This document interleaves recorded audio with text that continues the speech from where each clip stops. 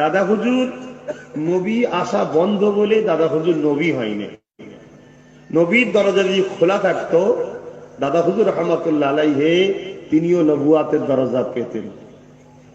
কেন? তিনাকে যে কাজটা করতে পাঠানো হয়েছে ওই কাজটা হলো নবীদের ঘরে পাঠানো হতো।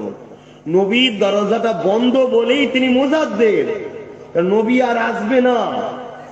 নবুয়াতের দরজা বন্ধ। নবীদের কাজ হলো একটাই, মানুষকে সৃষ্টিকর্তার দিকে টানা, আর মুজাদ্দিদের কাজ ওই একটাই, মানুষকে সৃষ্টিকর্তার দিকে আনা। কথা কিছু বুঝলেন?